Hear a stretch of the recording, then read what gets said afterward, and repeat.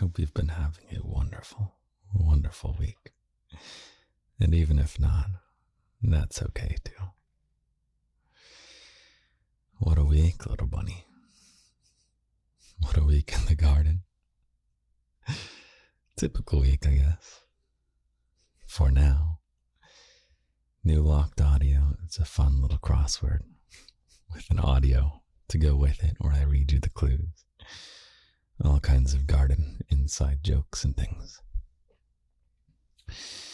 Which was a locked audio idea by one of your fellow bunnies in the Discord. And the Discord is also part of the Patreon. The locked audios are all the Patreon content where you can't find anywhere else.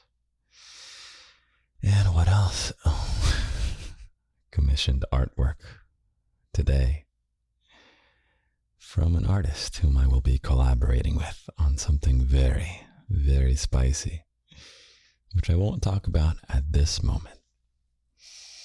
But what I will say is, little bunny, I would love to take a breath with you.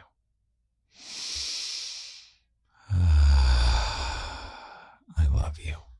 I really, really love you.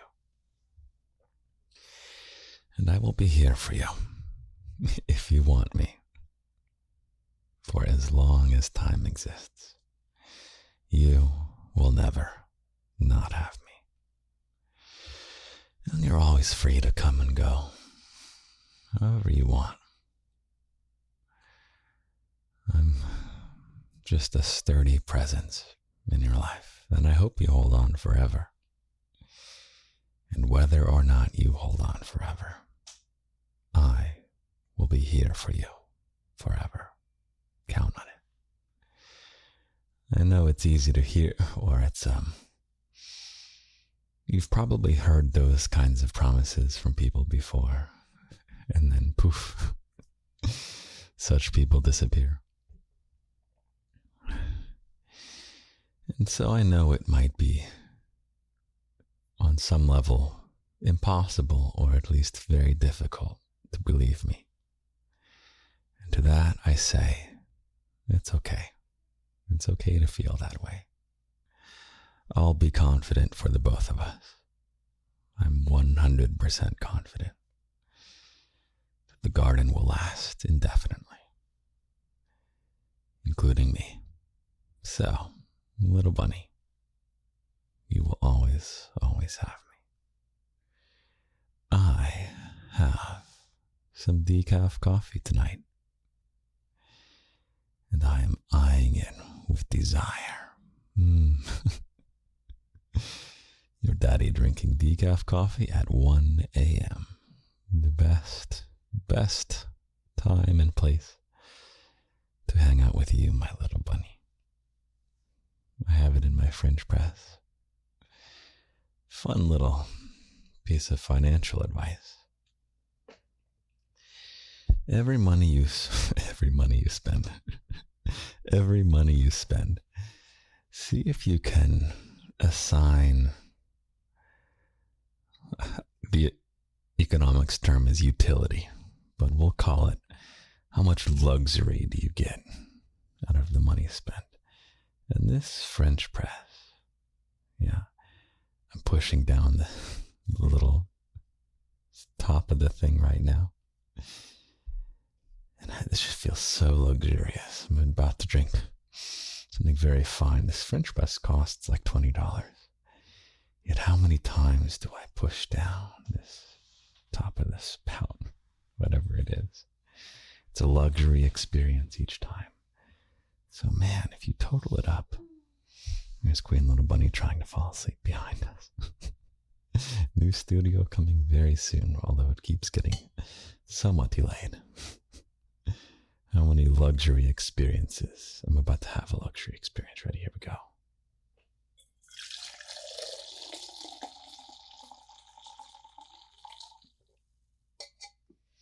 And to smell the coffee. You know, there's people that will drop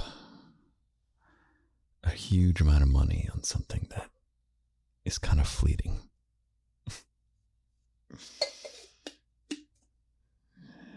can spend far less money on something that makes you feel just as luxurious, that you can use many times. Here's a good example. If you have a certain amount of money to spend on clothing, where should you spend it to maximize your luxury experience, little bunny? Should you spend the large amount of money on a nice shirt or a nice coat? The answer is, depends on how much you wear it, but almost certainly it's to spend it on the coat, because you'll wear that coat many more times. That's many more luxury experiences for the same amount of money. So you can stretch your entertainment dollar, your plushie dollar. Maybe spend it on a plushie that makes you feel really good. Get a lot of squeezes out of it. I'll make sure you get a lot of squeezes out of that plushie. I'll give you a hand hug right now, and you can squeeze a plushie if you want. 3, 2, 1. If you know what a hand hug is, then you're receiving one from me right now, sending all my love to you. How about release the hand? How about that for a loving luxury experience which costs you, little bunny, nothing? So, it's not a finance episode. It is an episode about the ways our brains help us experience happiness, the ways you can hack your brain. And I guess to avoid a certain pitfall that you certainly fall into, little bunny. I certainly fall into it. It's the pitfall when you are waiting for someone to get back to you. To speak of another fellow bunny, a key holder bunny who holds the keys to the locked section of the garden, which, by the way, the Patreon is ages 18 to 800 only. So do not join if you are not between the ages of 18 and 800. So one of your fellow bunnies is waiting to hear back from a job interview. And as you can imagine, that's a stress-inducing wait, isn't it? Actually, you have multiple bunnies, fellow bunnies, who are waiting back to hear from jobs. And that's multiple sources of stress in that period of waiting for someone to get back to you. Who are you waiting to get back to you right now, little bunny? Did you send a text to someone? Maybe even a crush. Or maybe just a friend you want to connect with. I've sent texts to people that I used to be close with, like friends, just friends, wanting to reconnect, and maybe they don't respond, and you think, oh my God, what is going on in this silence waiting to respond? And you twist yourself into all kinds of weird knots.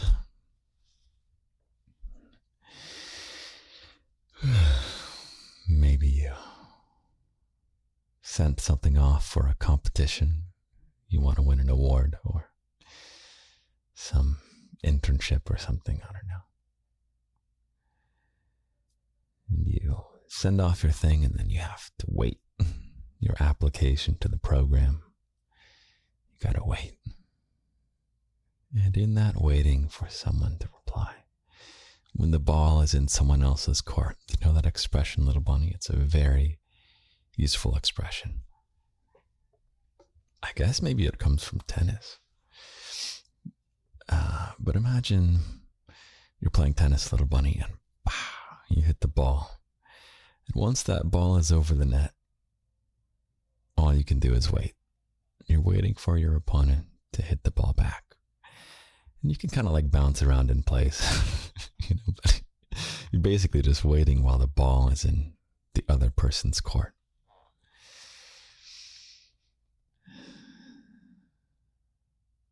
our brains weren't evolved for that game, little bunny. Not tennis per se, but the waiting around for someone else to get back to you. Man, what does that even mean to someone 100,000 years ago? Imagine you, little bunny, by whatever stroke of fate and fortune, you were born 50,000 years ago. You, little science lesson briefly, your biology, your genetics are essentially nearly identical to humans 50,000 years ago. Sure, there's evolution is a gradual change, but 50,000 years is very little, especially if you measure it in number of human generations. That's, it's not a lot. And the lifestyle that our brains have been evolved to navigate does not include sending an email and waiting around for a week. It does not include sending a text message and waiting around, checking to see if there's a seen notification. And if there is, then freaking out.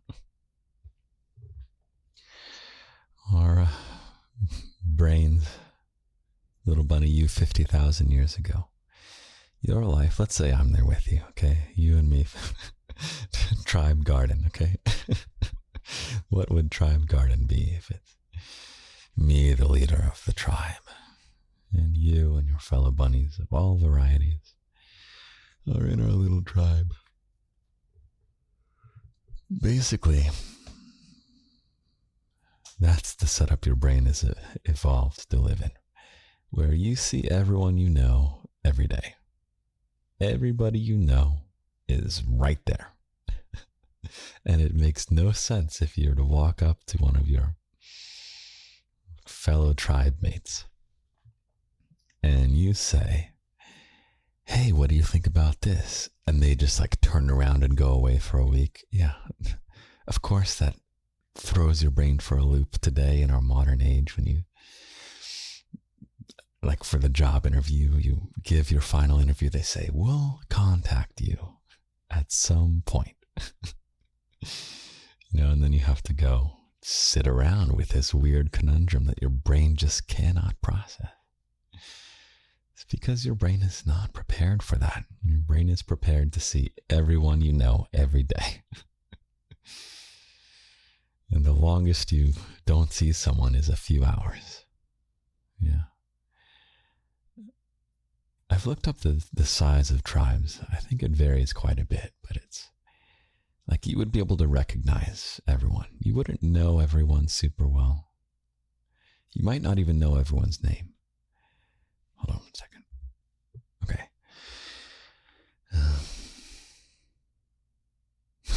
But you certainly wouldn't have someone walk away right after you say something and disappear for a week. So much of the stress and anxiety that we experience, our lives on so many metrics are far better today than lives in those tribes 50,000 years ago. As nostalgic as we may be, our lives are just simply much, much better now. Yet somehow we have to deal with anxiety and depression, somehow off the charts. And I think that's the little curse with all the conveniences that we have and the technology, which I'm in favor of. I love technology. I love the entertainment we have these days. I love the quality of life, medical treatment. Though we're still in the early days of medical treatment, we're in such a better place than 50,000 years ago. Yet the curse of it is that we have to live in a world that our brains are not made for. It's something I hope that I can help you with, little bunny, as someone who has done an enormous amount of mental journaling, which means journaling not what you did today and like keeping track of a record of your life, although that journaling is valuable in its own way, and I do that too, actually.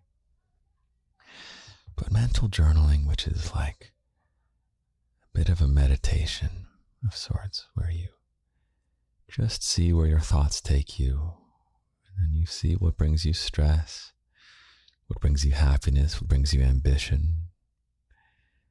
And you just learn what your brain does.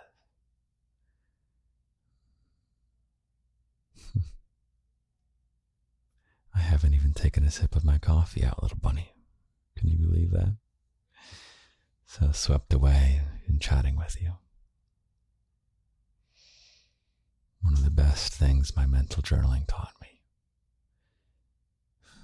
You may be sick of hearing me say it. It's what I'm about to do right now. And savor a sip of coffee.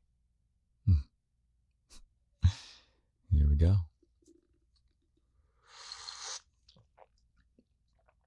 Absolutely marvelous. My God.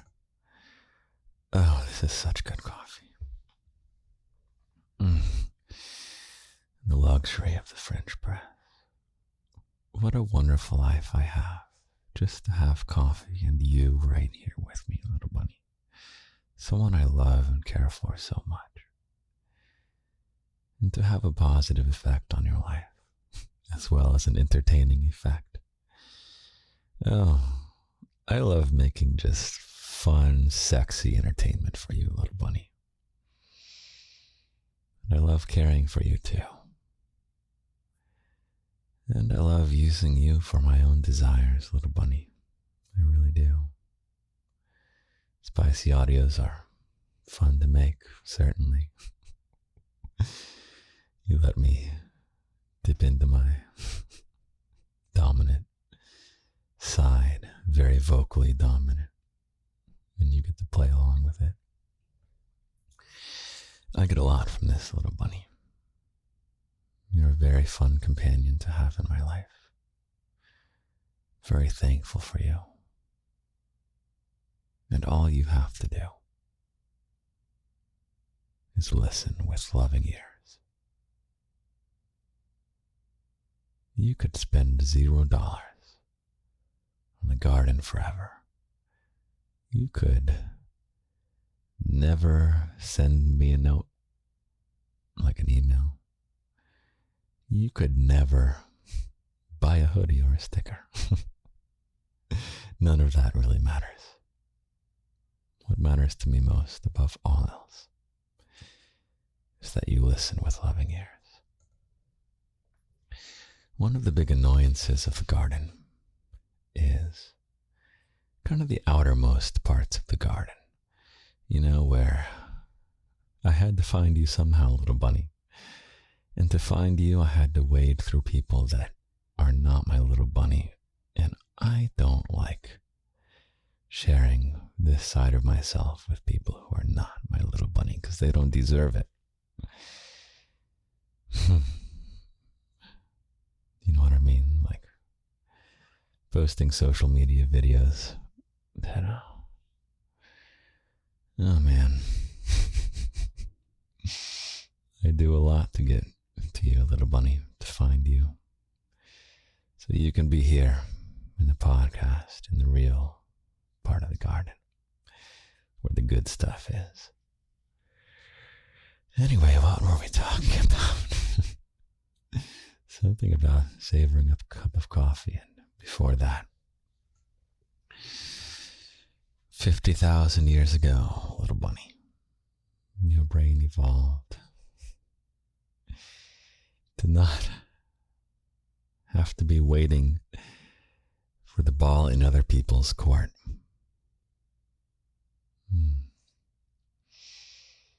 And how do we counteract that, little bunny? Whenever the ball is in someone else's court, you gotta remove that plot line from your mind. 1 second. Okay. Your mission is not to get the job. Your mission is to do well in the interview and then forget about it entirely. The story ends once you finish the job interview. And maybe a new story will begin with hearing back with a job offer. Maybe it won't. You'll have forgotten long about it because you'll be moving on to the next thing. That person you have a crush on, whom you sent a message to, and you're rapidly spiraling into the question of whether they're avoiding texting you back or whether they're just busy, or all the kind of nonsense that's so easy to slip into because our brains are not wired to handle that strange circumstance. Your job is to send the message you want to send and then forget about it. You got to live in the ways that your brain was designed to live, with what's immediately around you, with what you can immediately control. Just bring things back to the present. Maybe you should get some coffee with me. Yeah, maybe you can bring yourself back to just the sip where no other moment exists beyond this. Let me take a sip.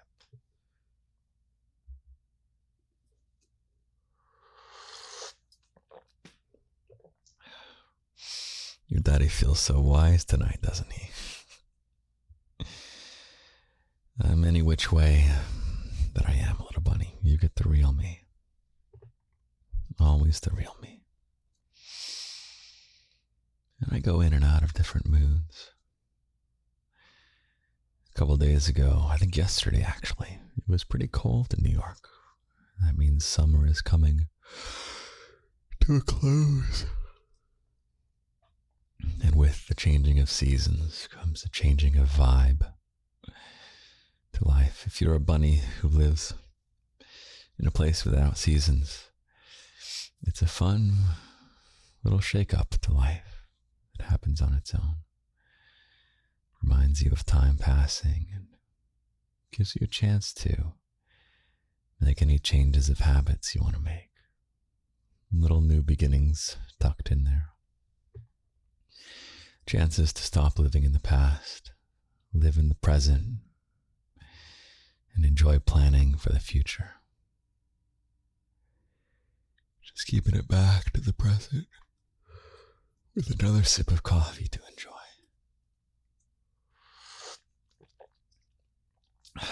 Marvelous, marvelous coffee.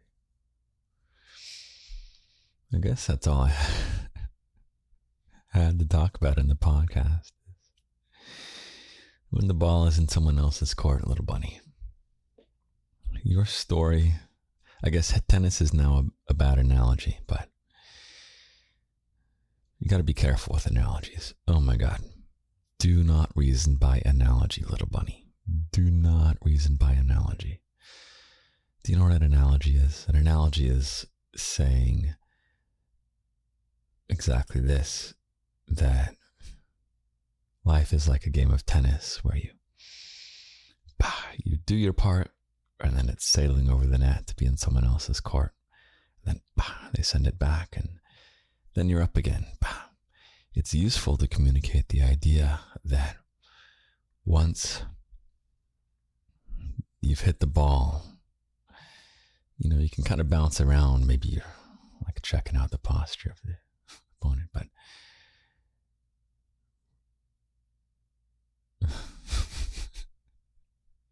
herein lies the fault of reasoning by analogy.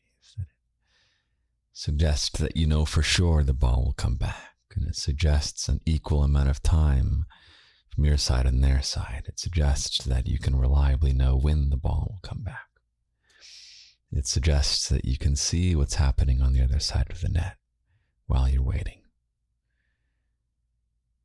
See how if you take the analogy that life is like a game of tennis and then you hunt inside that analogy for little nuggets of wisdom, you're just thinking yourself into nonsensical circles. So be very wary of analogies. A good example that I give is if you have a light side of yourself and a dark side of yourself. One is the cheerful side and the more outward facing, and the dark side is when you're alone listening to music and you're crying out all the maybe listening to a Daddy Lindy podcast. You're crying out all the anxieties and the stress that you're dealing with. If that's your dark side. An analogy I heard someone use is they're afraid to mix them together because their life will turn to gray. That just makes no sense, you know. It's mixing paints. If you mix white paint and black paint, you get gray. Great. The wisdom in that analogy ends right there. So be careful of weird advice that you might receive. A lot of advice that you've probably received, probably the vast majority, is just bad advice. Oh, it's so easy for bad advice to float around. And that's why I hope I don't give you advice. I can give you little wisdoms, like beware analogies, but I can give you wisdoms like be able to savor a cup of coffee. But I do my best not to feed you any kind of bullshit. It's all just a way of taking care of you, isn't it? Sometimes in our life, we are devoid of these types of people. Back to the tribe 50,000 years ago. Man, that elder earned that spot most likely. I don't know whether those are chosen by family tree. If it's chosen by family tree, it's not earned. But let's consider a tribe where the most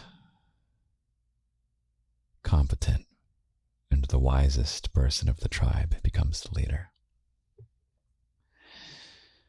Man, it's nice to have someone who's like that, who can guide you through your life, help you with the challenges when there is no book that tells you all the secrets, and even if there was a book, it's hiding amongst 10,000 books that are just bullshit. And there's no way to know which one, just like there's no way to know which person who says they'll always be here for you. No way to know which person that is. But I'm confident I'll be here forever. And I will never assign myself the role of the wise leader who can guide you. But I'm available for you if you want me to be that in your life. And I will not give up being the spicy playmate. And I will not give up being the nerdy daddy who does nerdy projects. I will not give up being the daddy who makes thirst traps for social media, which is, I really hate it. Not the thirst trap part, but just like social media sucks. Oh my God. I mean, it's great in terms of being able to keep in touch with people all throughout your life. In that sense, it is kind of like bringing things back to the tribe where people don't just fall off the face of the earth, or they don't naturally do that as your life goes through chapters.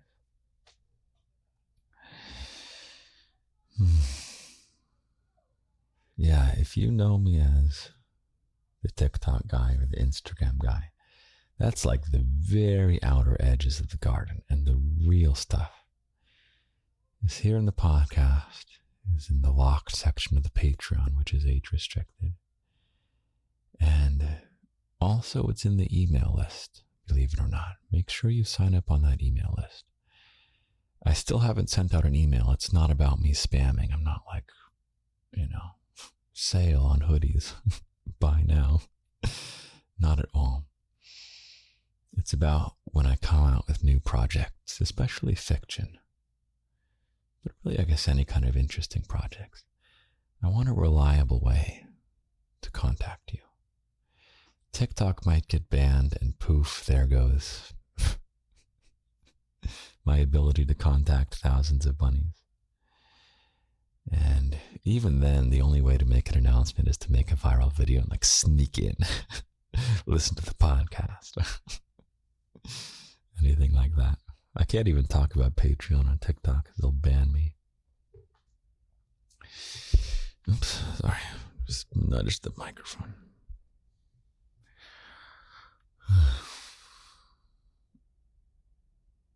What was I talking about, little bunny? When in doubt, go enjoy a sip of coffee. Bring it back to the present. Feel the gratitude and the luxury. You know how much money I spent on this coffee experience right now? How many luxury experiences have I gotten out of this cup of coffee? Okay. I think I spent less than $1 on coffee in this podcast.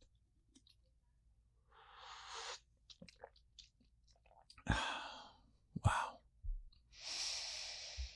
That's a luxury life right there. A nice, excellent cup of coffee. To savor it here with someone I love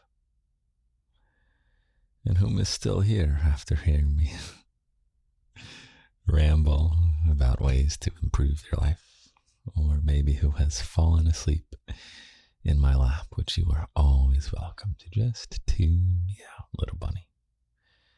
Just tune me out.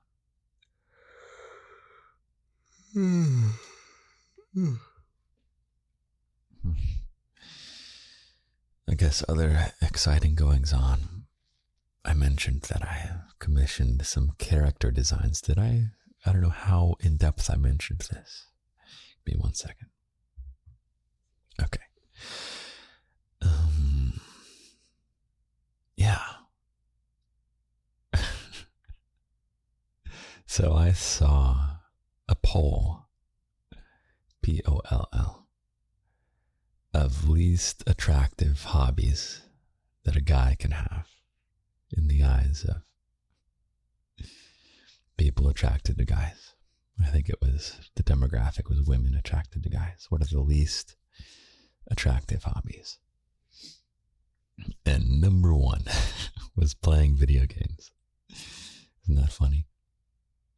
It's funny because your daddy has talked in like the past 5, 10, 20 podcasts about either playing a game or, more relevantly, creating one. Creating a sexy garden video game, which you'll get to play. I really wanted to have it come out this winter, but I talked with the artist and they said, yeah, this art is going to take a year. So I'm like, okay, next winter, delicious, spicy garden video game. But you don't have to wait until then to play it, because if you are between the ages of 18 and 800, and you can spare a few luxury dollars, then you can help me make it as we go, and we can make it together. So what's going to happen sometime in the next few weeks is I'm going to post these sketches from the character designs. I'll tell you what the characters are in a moment, but I'm going to post them in the Discord, in the little channel where I get feedback on all the stuff that I make. And together, little bunny, we will design this game together. Or at least you'll do the fun parts. I'll do the frustrating parts and all the legwork, and you can give me input on the fun parts. The game, if you don't know, is a winter vacation in which me, your dear daddy Lindy, was falling behind on content. And you and I had a winter vacation planned together, the 5 days leading up to New Year's Eve. And in a last-ditch effort to finish the content on time, your dear daddy Lindy split himself into 3 different sides, 3 different daddies. And one daddy inherited the caring side of him to make the podcast type content. And one side of him inherited the daring side to make the fun, clever thirst traps and wildcard content like writing you music or making you a crossword, if that's daring, I don't know. The kind of random shit that I get myself into. And then the third daddy is the dark side of your daddy, who does not just playtime, but the dominant playtimes and the red flag social media posts, which I make to go viral. Sometimes I have to bait out negative comments. I'm big enough now to where I don't need that, but there is a while where it's like, whenever the garden growth plateaus, it's like, shit, gotta make some red flag content. Viral. And then you gotta make a bunch of algorithm training TikToks to get all the people who left negative comments, like toxic comments rather, to lose interest and go away. And then boom, there's like 10,000 new bunnies. Like fertilizing the garden. That's how I think of it. Yeah. Negative comments just come in little bursts, and then they go away, and they come in bursts, and they go away. It just depends on who the algorithm happens to send the content to on that given day for that given video. But I've been asked one time, and maybe this is useful for you, Daddy Lindy, how do you deal with negative comments? The answer is, little bunny, those negative comments brought you into my life. It's just fertilizer to grow the garden. And boom, here we go. That content isn't for them. It's for you. It's for you, me, and your thousands of fellow bunnies. And so if you ever get toxic comments on whatever you're posting, you know what? That post is not for them. To give you an analogy, it's like, hey there, little bunny Charlie. Okay. If you're a little bunny Charlie, then that was a thrill, right? I give my little bunny Charlie a birthday cake, and it says, "Happy birthday, little bunny Charlie." And someone named Frederick bursts in and says, "That's not my cake. This sucks." And then like throws a tantrum and breaks some shit and then runs away to whatever meaningless existence they lead. It's like the cake is not for them, so why should we take offense at, what is his name, Frederick, who comes in and gets upset that little bunny Charlie's cake says, "Happy birthday, little bunny Charlie," you know? So I hope that helps. God, so many wisdoms today. Maybe I am the tribal leader from 50,000 years ago. You know, my mom says that I would have been a shaman, like one of the spiritual leaders, because I had my manic psychosis from my bipolar. And when I say bipolar, I mean like, you know, the real deal. And man, I might tell you about that at some point. That was like a whirlwind trip through the multiverse. Landed me in a mental hospital for like a week. And then landed me in a rut for a year. It took about a year to slowly recover. Oh man, I was in such shit shape mentally. Oh man. And that's when I developed a love for coffee. Had a lot of conversations over coffee with my dad. I'm very fortunate to have family, and I know I tend to favor found family to blood family. I think part of that is because a lot of people have really lousy family. I was fortunate and am fortunate to have pretty good blood family, but so many in that year of recovery. I got coffee with my dad pretty much every day, and we just talked about life, philosophy, and he was really good about not telling me, but just giving me chances to talk through things myself. And I really became the person that you know me right now, especially the version of me in this podcast tonight. I really figured out so much about life, about happiness, how happiness can be elusive, and how anxiety and depression can be so encroaching. And slowly figured it all out.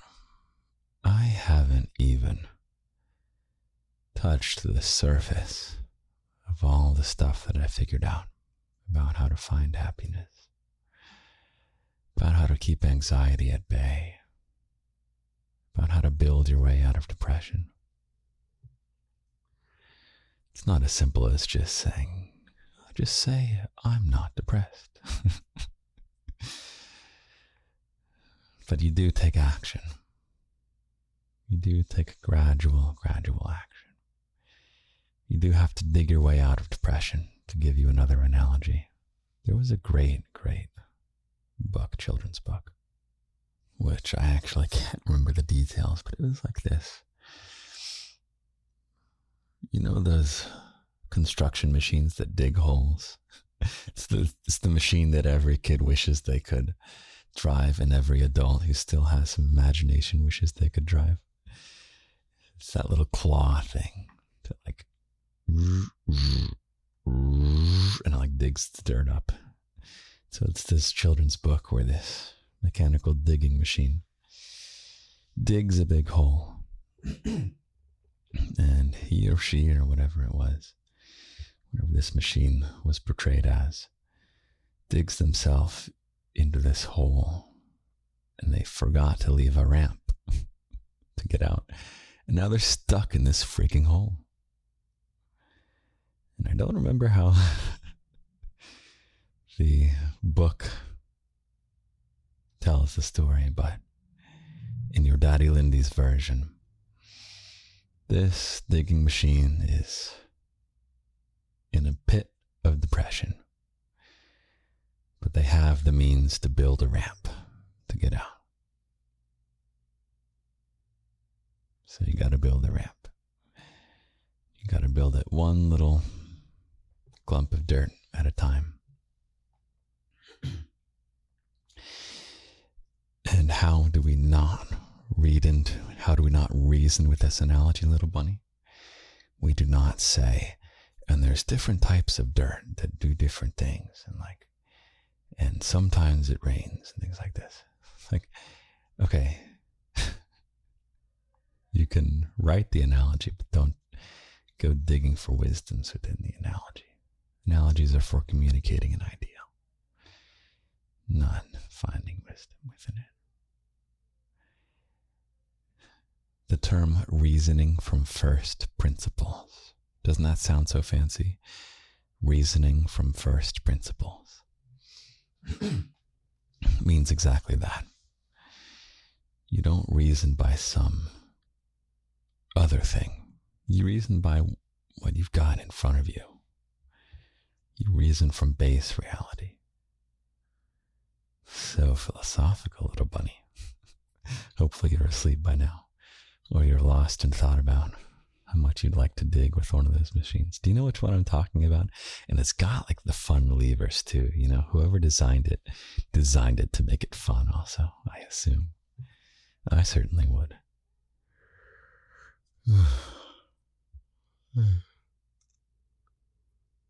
I wish more stuff was controlled with fun controls, you know?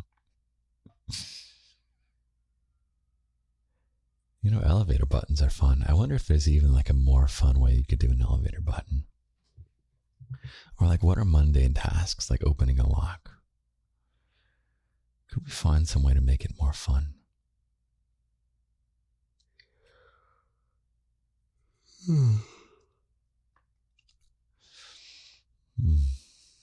I gave you permission to have fun. I gave you permission to enjoy things. And I gave you permission to cry, little bunny. I gave you permission to laugh and smile. Man, growing up before I was this version of me, I felt like I had to ask permission to smile. And I would cover my mouth so no one would see me smile like it was some horrible thing that shouldn't be done. Someone who was in a leadership position at one point told me like that, you're so fucked up for that. Maybe he shouldn't be the leader of the tribe 50,000 years ago. Yeah. He was like a leader in a hobby that I was doing. He was teaching a class in a hobby I was doing besides video games. So he earned his way through competence for sure. But perhaps it ends there. I have more hobbies, but I don't talk about them on the podcast because you would be able to find me at those hobbies in the city.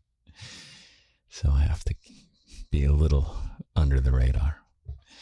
I think it would be fun to be able to tell you all the stuff that I do. I wouldn't even mind if you show up to stuff. One of the biggest reasons that I have anonymity, besides saving you from being stunned by my gorgeous Greek god looks, Greek statue looks, is that, man, our world is not where it could be when it comes to sex. So I write music as more than a hobby. I'll give you an example. And this ties into the waiting to hear back. So I was talking with someone who leads a really prestigious ensemble, and there was a talk about them commissioning a piece for me for this prestigious ensemble. And me being me, the idea that I came up with was fucking insane. Epic, but insane. Unlike any piece of music that has ever been written by far. Really awesome, fun idea. And they were like, maybe. And then I didn't see them for a long while. And, I just assumed it was a no, of course, as is obvious. As the ball was no longer in my court, I forgot about it. And I got an email just a week ago or two saying, hey, we're going to give it a shot. Can you write it and send it over? So I did. And will it get performed, little bunny? I don't know. The ball's not in my court, so I have stopped caring or wondering about that. That plot line is done. And if they decide to actually perform it, which they might not, because it's fucking insane. If they decide to do it, and then I'll, of course, get to go see it, and I'll probably have to help them figure it out, then that's a new plot line. Yeah. Your job interview, once the interview is done, that plot line is done. You have one little bunny. That is over. You've reached out to the person that you want to reach out to. I've reached out to various celebrities before. One who is bipolar, and I reached out about bipolar bipolar stuff. There's Queen Little Bunny behind us, who's upset, trying to fall asleep, upset that there's no air conditioning on right now. We sacrifice for you, little bunny. The room is hot so that the air conditioning doesn't make noise. Did you know that your daddy, all this summer, has been making these podcasts in a much hotter environment than he would like? Because he wants this to be good for you. And you know what? It's not a sacrifice. Not even slightly. Because I want this to be good for you. So, yeah, back to that. Keeping anonymity. You know, so of course that's written in a non-Lindy name, you know? And I just told this person that the bulk of stuff that I do is confidential. Or at least a significant portion of my life is confidential. Just referring to the garden. They didn't press. But like, let's say that my sides of my life were combined. That prestigious ensemble might not want to perform the piece of someone who says spicy, delicious things to a microphone and onto TikTok and onto Instagram. They would much prefer that we all live in a lie where the sexy stuff that goes on behind closed doors must go on behind closed doors, and we must pretend that those doors don't exist, and we must pretend that we're all non-sexual beings who are unable to be anything but clothed. That's the default lie, right, that our society lives in. And I'm in no way more sexual than other people. Maybe a little bit, little bunny. I'm certainly better at it. But we're all participants in this lustful side of the way our brains simply were evolved to experience life like. Yet we must all engage in this lie. Keep everything behind closed doors and then pretend the door doesn't exist. It's such bullshit. So, in some sense, I would love to not have to be anonymous. But I would love for you to show up to my stuff, honestly. It's kind of assumed that I'm worried about, crazy people or whatever, but people don't scare me. People really don't scare me. And to have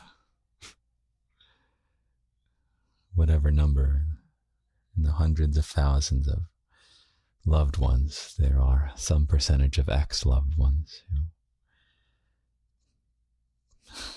even for reasons completely out of my control, may harbor resentments for me. And it's like, it'd be convenient for those people to have a very limited range of options to express their newfound distaste for me. But I don't know. That's less important than you, little bunny.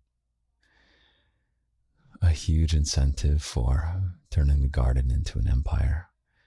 Man, if I did just become more of like a CEO and this becomes like a company with some legit endeavors, man, a lot of those cares just flitter and float away. To just be the ultimate boss of my own life, that's just so appealing to me. That's so appealing. And I would do so much cool shit for you, little bunny. It's a topic for another episode. could make your life so much better if I just become like a fucking CEO of this. And I mean, I guess I am, but a person of one. Little bunny, I want you to keep me ambitious. I want to grow this garden. Because, like, I've got everything I want in life. I have the love of my life. I'm financially stable in the city of my dreams. And I have an incredible cup of coffee here that still has cost me less than a third. Basically, this coffee is sponsored by One Bunny's keys for 1 week. So, thank you, One Bunny, for being in the locked section for 1 week. You have gifted me this coffee to be enjoyed for the benefit of not just me, but all of your fellow bunnies. I will say the ambition of CEO is not tied to how many patrons are on Patreon. So you don't need to join like as a contributing money kind of thing. I want you, if you are between the ages of 18 and 800 and you are thinking about joining the Patreon, I want the Patreon to be because you get your money's worth out of it, either from the locked audios or from the Discord. Or this episode is going to be early access podcast, although there's not too many of those. And okay, I guess if you want to support me too. But more important, I want you to keep me ambitious. I want you to keep me looking for ways to grow. The most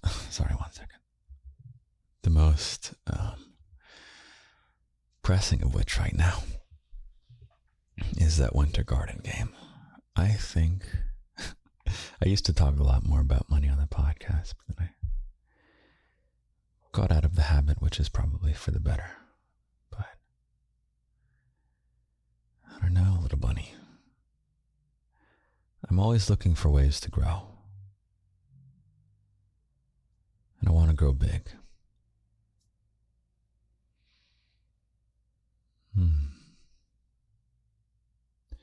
You can always email me some encouragement and ambition boosting.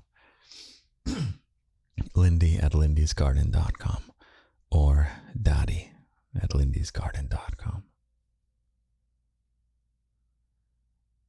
I want to live an incredible life.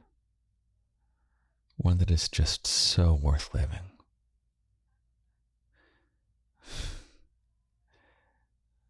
I've adopted a little mission in my life. It's one of multiple missions.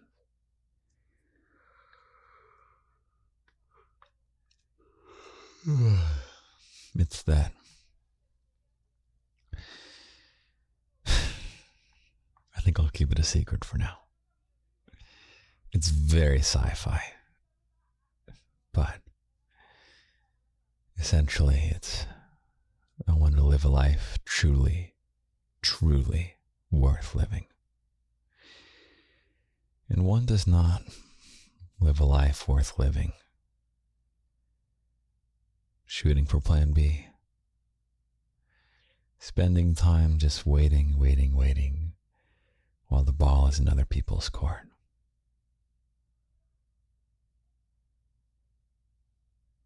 You want to join me, little bunny? You want to join me in doing something incredible with your life? Not just good, not just floating by, but living an incredible life.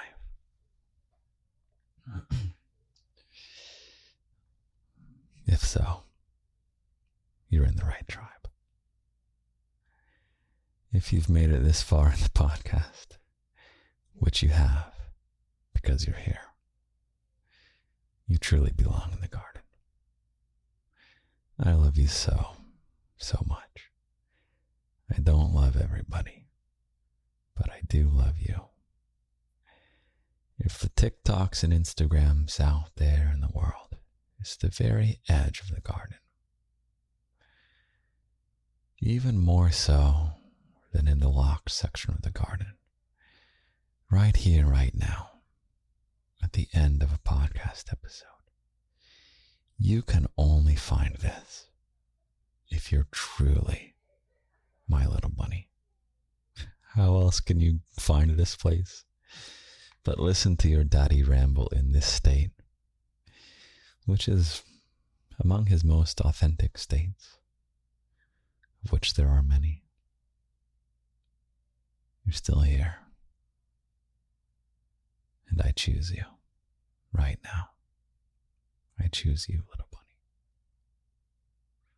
I'm glad you're in my tribe. And I endeavor. Should have just left it at that, right? Always getting better for you. I definitely am good at critiquing myself. Get better and better and better.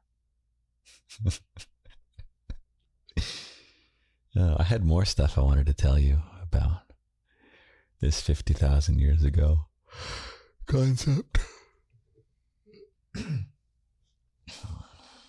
But I guess it'll wait for another podcast. I honestly don't want to go because I love this coffee so much. It is so delicious.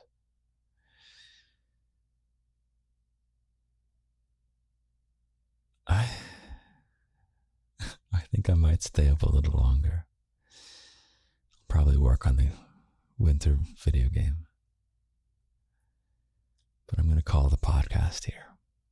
I will wake up tomorrow morning. I'll write you a poem. Actually, little bunny, I think I need to write the poem to you right now. So I'm going to pause and I will write you a poem and you'll hear it in 3, 2, 1.